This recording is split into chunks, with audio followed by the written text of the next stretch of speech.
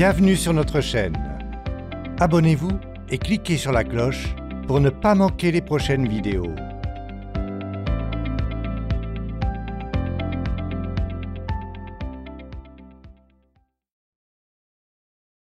J'ai toujours près de moi 6 fidèles amis. C'est à eux que je dois tout ce que j'ai appris. Leurs noms sont quand, où, quoi, comment, pourquoi et qui. Rudyard Kipling. La formule magique de Willis H. Carrier, décrite dans la première partie au chapitre 2, permet-elle de résoudre tous les problèmes de stress? Non, bien sûr que non. Alors, quelle est la réponse? La réponse est que nous devons nous équiper pour résoudre différentes situations de stress en recourant aux 3 étapes de base de l'analyse de problèmes. Celles-ci sont 1. Identifier les faits, 2. Analyser les faits, 3. Parvenir à une décision, puis l'appliquer. L'évidence même? Oui, Aristote enseignait déjà ce principe et le mettait en pratique. Et vous et moi devons y recourir également si nous voulons résoudre les problèmes qui nous tourmentent et transforment nos jours et nos nuits en véritables enfers. Prenons la première règle. Identifier les faits. Pourquoi est-ce si important? Parce que tant que nous ne sommes pas en possession de tous les faits, il est impossible de tenter de résoudre notre problème de manière intelligente. Sans les faits, nous ne faisons que nous agiter dans la confusion la plus totale. Mon idée? Non. C'était celle de Herbert E. Hawkes, doyen de l'Université de Columbia pendant 22 ans, qui aida quelques 200 000 étudiants à résoudre leurs problèmes de stress. Selon lui, la confusion est la cause principale du stress. Il m'expliqua son principe en ces mots. La moitié du stress dans le monde vient de personnes qui essayent de prendre des décisions avant d'avoir la connaissance suffisante sur laquelle baser leurs décisions. Par exemple, si je dois affronter un problème à 15 h mardi prochain, je refuse de même essayer de prendre une décision sur le sujet avant l'arrivée du mardi. En attendant, je m'efforce de réunir tous les faits qui ont rapport avec le problème. Je ne m'inquiète pas. Je ne retourne pas le problème dans tous les sens. Je n'en perds pas le sommeil. Je me concentre simplement sur rassembler les faits. Et le mardi venu, si j'ai tous les éléments en main, le problème se résout généralement de lui-même. Je demandai alors au doyen Hawkes si cela signifiait qu'il avait complètement vaincu le stress. « Oui, répondit-il. Je crois pouvoir affirmer que ma vie est à présent presque entièrement dénuée de stress. J'ai découvert que si un homme consacre son temps à identifier les faits de manière impartiale, objective, ses appréhensions s'évaporent généralement à la lumière de la connaissance. Permettez-moi de répéter. Si un homme consacre son temps à identifier les faits de manière impartiale, objective, ses appréhensions s'évaporent généralement à la lumière de la connaissance. Mais que faisons-nous généralement? Thomas Edison déclara très sérieusement: « Il n'y a aucun prétexte auquel l'homme ne recourra pas pour éviter l'effort de réflexion. Si nous prenons la peine de rechercher les faits, et c'est un grand si, nous ne chassons comme des chiens d'arrêt que les faits qui étayent ce que nous pensons déjà, et ignorons les autres. Nous ne voulons connaître que les faits qui justifient nos actes, ceux qui cadrent commodément avec nos illusions et confirment nos préjugés. » Comme l'a dit André Mauroy, tout ce qui s'accorde à nos désirs personnels semble vrai. Tout le reste nous contrarie. Faut-il dès lors s'étonner qu'il soit si difficile de trouver les réponses à nos questions? N'éprouverions-nous pas les mêmes difficultés à tenter de résoudre un problème d'arithmétique élémentaire en partant de l'hypothèse que 2 + 2 font 5? Pourtant, de nombreux êtres humains se rendent la vie infernale, ainsi qu'aux autres, en insistant sur le fait que 2 + 2 font 5, voire même 500. Que pouvons-nous y faire? Nous devons écarter nos émotions de notre réflexion. Et pour citer le doyen Hawkes, nous devons identifier les faits de manière impartiale et objective. Ce qui n'est pas tâche facile lorsque nous sommes stressés. Lorsque nous angoissons, nos émotions prennent le dessus. Mais voici 2 méthodes qui m'ont été utiles pour m'écarter de mes problèmes afin de voir les faits de manière claire, objective. 1. Lorsque j'essaye d'identifier les faits, je prétends rassembler ces informations non pas pour moi, mais pour une autre personne. Cela m'aide à analyser le problème d'un point de vue froid et impartial. Cela m'aide à éliminer mes émotions. 2. Tout en établissant les faits, je prétends parfois que je suis un avocat chargé de défendre l'autre côté du problème. En d'autres mots, j'essaye d'identifier tous les éléments contre moi, préjudiciables à mes désirs, et que je n'aime pas regarder en face.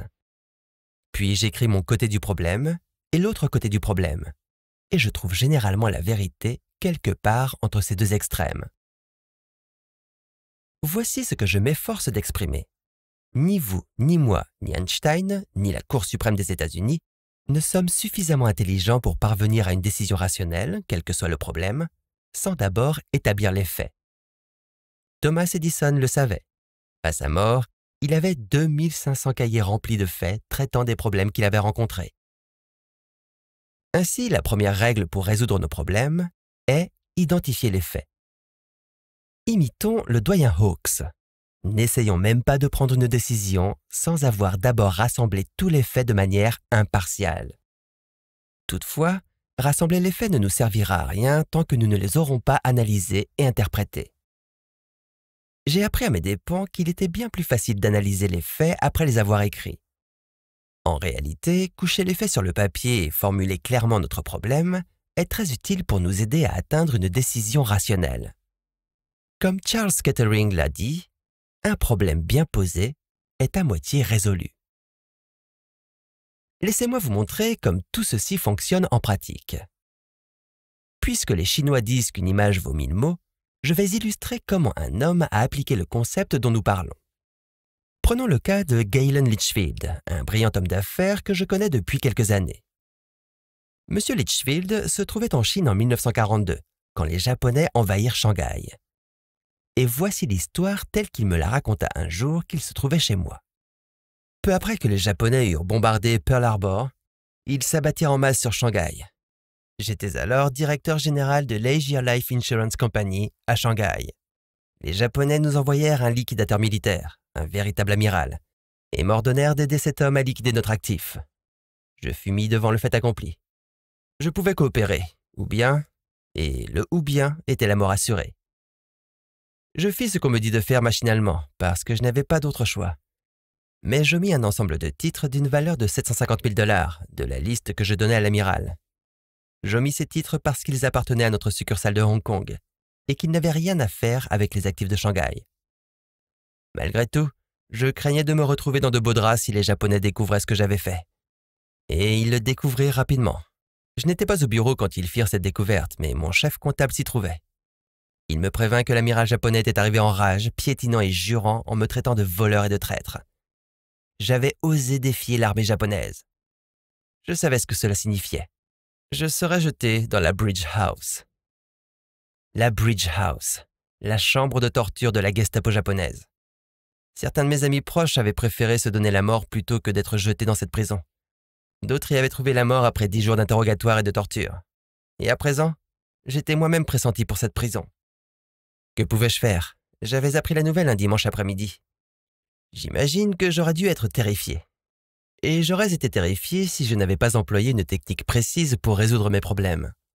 Depuis des années, dès que j'étais stressé, je me tournais vers ma machine à écrire pour taper 2 questions, ainsi que les réponses à ces questions.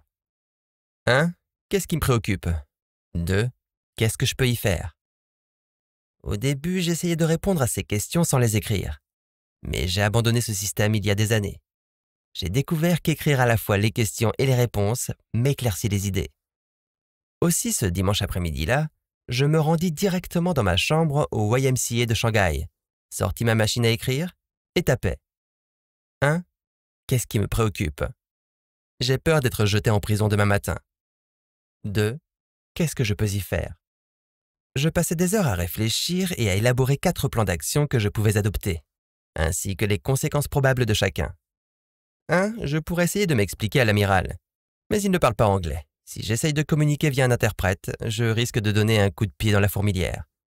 Cela pourrait signifier ma mort, car il est cruel et préférerait probablement me jeter en prison plutôt que de prendre la peine de me parler. 2. Je pourrais essayer de m'enfuir. Impossible. Il surveille mes moindres mouvements. Je dois m'identifier dès que je rentre et que je sors de ma chambre au YMCA. Si j'essaye de m'échapper, je serai probablement capturé et fusillé. 3. Je pourrais me barricader ici dans ma chambre et ne plus retourner au bureau. Mais mon absence éveillera les soupçons de l'amiral qui enverra sans doute des soldats pour me chercher et me jeter en prison sans me donner l'occasion de me défendre. 4. Je pourrais retourner au bureau comme d'habitude lundi matin. Dans ce cas, il se pourrait que l'amiral soit si occupé qu'il ne pensera pas à ce que j'ai fait. Et dans le cas contraire, il pourrait s'être calmé et ne pas m'importuner. Alors tout ira bien. Même s'il vient m'importuner, j'aurai toujours une chance d'essayer de m'expliquer. Donc, aller au bureau comme d'habitude lundi matin et agir comme si de rien n'était me donne 2 chances d'échapper à la Bridge House. Dès que j'eus réfléchi à toutes les possibilités et décidé d'adopter la 4e, retourner au bureau lundi matin comme si tout était normal, je me sentis immensément soulagé. Quand j'entrais dans mon bureau le lundi matin, l'amiral s'y trouvait déjà, une cigarette aux lèvres. Chers auditeurs, n'oubliez pas de vous abonner à la chaîne pour ne pas manquer les nouvelles vidéos.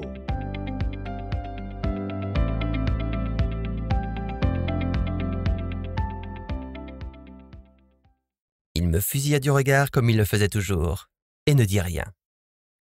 Au bout de 6 semaines, Dieu merci, il retourna à Tokyo, et ce fut la fin de mes soucis.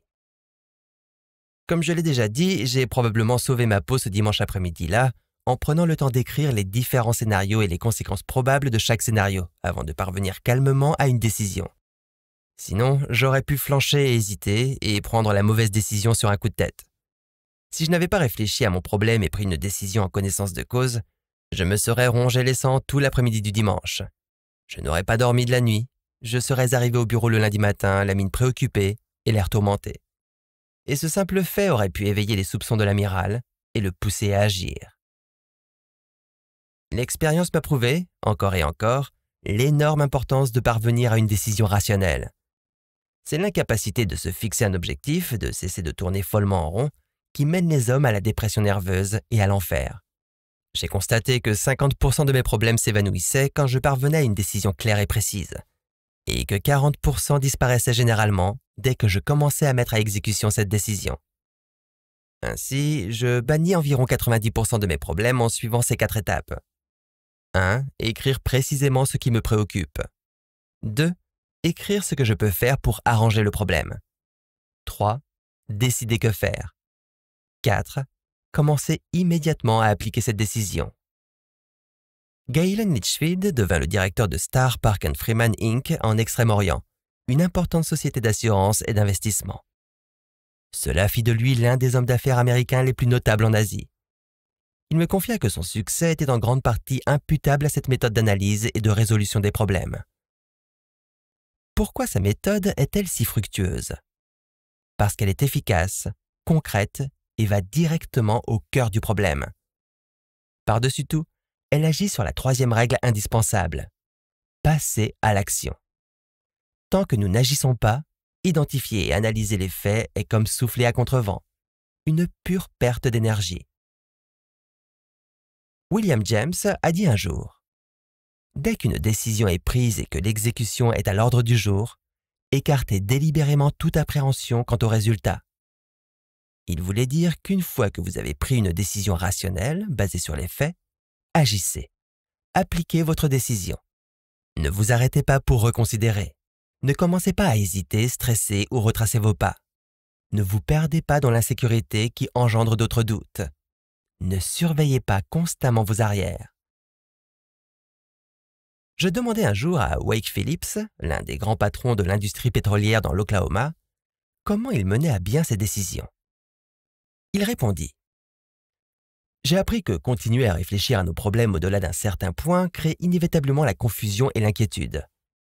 Vient un temps où continuer à investiguer et à réfléchir est nuisible. Vient un temps où nous devons décider et agir et ne jamais nous retourner. » Pourquoi ne mettriez-vous pas en pratique la technique de Galen Litchfield sur une de vos préoccupations? Voici la question numéro 1. Qu'est-ce qui me préoccupe? Écrivez votre réponse au crayon dans l'espace ci-dessous. Question numéro 2. Qu'est-ce que je peux y faire? Écrivez votre réponse au crayon dans l'espace ci-dessous. Question numéro 3. Voici ce que je vais faire pour résoudre ce problème. Question numéro 4. Quand vais-je passer à l'action? 5. Comment éliminer 50% de vos soucis professionnels? Si vous êtes entrepreneur, vous êtes probablement en train de vous dire « Le titre de ce chapitre est ridicule. J'exerce mon métier depuis 19 ans. Si quelqu'un connaît les réponses, c'est bien moi. Que quelqu'un vienne me dire comment éliminer 50% de mes soucis professionnels est absurde. » Je comprends. J'aurais ressenti exactement la même chose il y a quelques années si j'avais entendu le titre très prometteur de ce chapitre. Soyons francs. Peut-être ne serais-je pas en mesure de vous aider à éliminer 50% de vos soucis professionnels. Au bout du compte, personne ne peut vous aider à part vous-même. En revanche, je peux vous montrer comment d'autres personnes l'ont fait, et ce sera alors à vous de décider. Rappelez-vous la citation du très célèbre Dr Alexis Carrel. « Ceux qui n'apprennent pas à combattre l'anxiété meurent jeunes. » Le stress ayant des conséquences graves, ne seriez-vous pas content si je pouvais vous aider à éliminer ne fût-ce que 10% de vos problèmes? Oui? Excellent. Eh bien, je vais vous montrer comment un homme d'affaires a éliminé non pas 50% de ses soucis, mais 75% du temps qu'il passait auparavant en réunion à essayer de résoudre ses problèmes professionnels. En outre, je ne vais pas vous raconter l'histoire de M. Jones ou de Mme X, ou celle d'un homme de l'Ohio que je connais. Des histoires vagues que vous ne pourriez pas vérifier. Elles concernent une personne très réelle. Leon Chimkin, ancien partenaire et directeur général de l'une des plus grandes maisons d'édition des États-Unis, Simon & Schuster au Rockefeller Center de New York. Voici donc l'expérience de Leon Chimkin avec ses propres mots. Pendant 15 ans, je passais près de la moitié de mes journées de travail à tenir des réunions, à discuter de problèmes. Devrions-nous faire ceci ou cela ou rien du tout? L'atmosphère était toujours tendue. Nous nous tortillions sur nos chaises, nous faisions les 100 pas, nous argumentions et tournions en rond. Le soir venu, j'étais toujours complètement épuisé. Je m'attendais pleinement à continuer cette pratique pour le restant de mes jours. Je l'avais fait pendant 15 ans, et il ne m'était jamais venu à l'esprit qu'il existait une meilleure façon de faire. Si quelqu'un m'avait dit que je pouvais éliminer les 3/4 de ma tension nerveuse, je l'aurais pris pour un optimiste en pantoufles, groggy et dément. Pourtant, j'élaborais un plan qui me permit de faire exactement cela. Je le mets en pratique depuis 8 ans, et il a fait des merveilles sur mon efficacité, ma santé et mon bonheur. Cela a beau ressembler à de la magie. Pourtant, comme tous les tours de magie, c'est extrêmement simpliste lorsque vous comprenez le secret. Le voici. Pour commencer, je mis fin immédiatement aux réunions que je tenais depuis 15 ans, pendant lesquelles mes associés énuméraient en détail tout ce qui n'allait pas et finissaient invariablement par demander « Qu'allons-nous faire ?» Ensuite, je mis en place une nouvelle règle, obligeant tous ceux qui voulaient me présenter un problème de d'abord préparer et soumettre les réponses aux 4 questions suivantes. Question 1. Quel est le problème?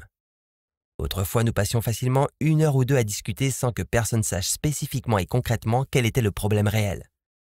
Nous nous mettions dans tous nos états et nous énervions à en discuter sans jamais prendre la peine d'écrire spécifiquement en quoi consistait notre problème. Question 2. Quelle est la cause du problème?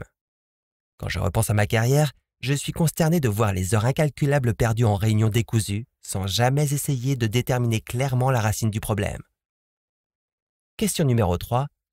Quelles sont les solutions possibles? Auparavant, quelqu'un suggérait une première solution, puis un autre commençait à argumenter. Les esprits s'échauffaient. Souvent, nous finissions par déborder du sujet et à la fin de la réunion, personne n'avait écrit une seule solution potentielle pour s'attaquer au problème. Question 4. Quelle solution suggérez-vous? J'ai passé d'innombrables réunions avec un homme qui tergiversait pendant des heures sur un problème, tournait en rond sans jamais réfléchir à quelque chose de concret et écrire « Voici la solution que je recommande ». Désormais, mes associés viennent rarement me parler de leurs problèmes. Pourquoi? Parce qu'ils ont découvert que pour pouvoir répondre à ces 4 questions, ils doivent d'abord rassembler tous les faits et creuser le problème. Et après cette réflexion, ils s'aperçoivent que dans 3 cas sur 4, ils n'ont pas besoin de me consulter du tout, parce que la solution appropriée leur a sauté aux yeux comme un toast saute d'un grille-pain. Dans les rares cas où une consultation est nécessaire, la discussion dure 3 fois moins longtemps, parce qu'elle suit un cheminement ordonné, logique, vers une conclusion rationnelle. Nous gaspillons bien moins de temps dans la maison Simon & Schuster à stresser et à discuter de ce qui ne va pas, et passons beaucoup plus de temps à agir pour résoudre ces problèmes.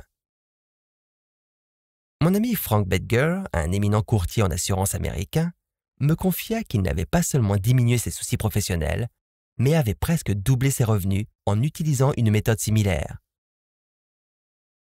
Il y a de nombreuses années, me raconta-t-il, à mes débuts en tant que vendeur d'assurance, j'étais empli d'un enthousiasme illimité et d'une passion débordante pour mon métier. Puis je déchantais rapidement. J'étais tellement découragé que je négligeais mon travail et songeais à démissionner. Je l'aurais fait si je n'avais pas eu l'idée un samedi matin de m'asseoir et d'essayer de déterminer la source de mon mécontentement. Je me demandais d'abord quel est le problème au juste. Le problème était que mon rendement n'était pas assez élevé par rapport au nombre effarant de visites que j'effectuais. Je semblais être doué pour vendre une perspective, jusqu'au moment de conclure la vente. Alors le client potentiel me disait « Eh bien, je vais y réfléchir, monsieur Bedger. Revenez me voir. » C'était le temps que je gaspillais dans ces visites de suivi qui causaient mon abattement. 2. Je m'interrogeais ensuite quelles sont les solutions possibles. Mais pour répondre à cette question, je devais d'abord étudier les faits. Je sortis mon journal de bord des 12 derniers mois et j'entrepris d'analyser les chiffres. Je fis alors une découverte épatante. Juste là, noir sur blanc, je m'aperçus que 70% de mes ventes avaient été conclues dès le premier entretien. 23% de mes ventes avaient été conclues lors du deuxième. Et seuls 7% de mes ventes avaient été conclues lors de la troisième, quatrième, cinquième, etc. visite. Celle qui m'épuisait et me prenait tout mon temps. Autrement dit, je gaspillais la moitié de ma journée de travail sur 7% de mes ventes. 3. Alors, que dois-je faire? La réponse était évidente. Je cessais immédiatement toute visite au-delà du second entretien et je passais le temps gagné à prospecter d'autres clients. Les résultats furent incroyables. En très peu de temps, je doublais les revenus de chaque visite que j'effectuais. Comme je l'ai dit, Frank Bedger devint l'un des champions de l'assurance aux États-Unis. Mais un jour, il avait été sur le point de baisser les bras et de reconnaître son échec, jusqu'à ce qu'analyser le problème lui donne le coup de fouet nécessaire pour emprunter la voie du succès. Pouvez-vous appliquer cette technique à vos soucis professionnels? Au risque de répéter mon défi, elle pourrait les réduire de 50%. Revoici donc les questions. 1. Quel est le problème? 2. Quelle est la cause du problème? 3. Quelles sont les solutions possibles? 4. Quelles solutions suggérez-vous? Deuxième partie en 2 mots. Technique de base pour analyser le stress. Règle numéro 1. Identifiez les faits.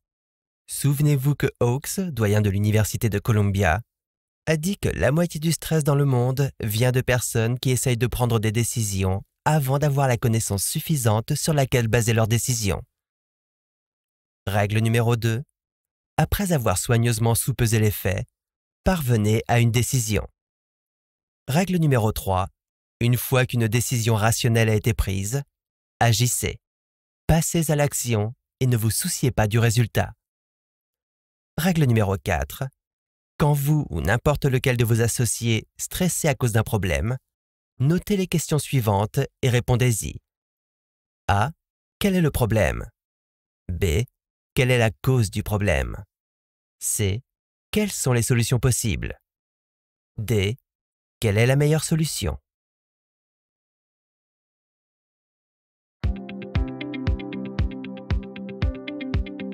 Nous espérons que vous avez aimé la vidéo. Vous pouvez écouter la version intégrale du livre en suivant le lien dans la description.